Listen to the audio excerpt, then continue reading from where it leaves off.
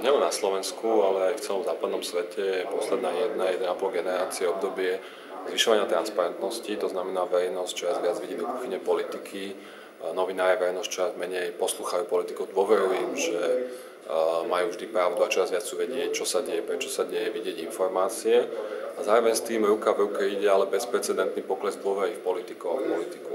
To je jav, ktorý pozrieme takmer všade a tvorí zdanlivý paradox. Ten paradox je však zdanlivý preto, že v skutočnosti práve to pozeranie do kuchyne nevyhnutne znižuje dôveru, pretože politika nakoniec vždy ide aj keď nie len o moc, peniaze a vzťahy.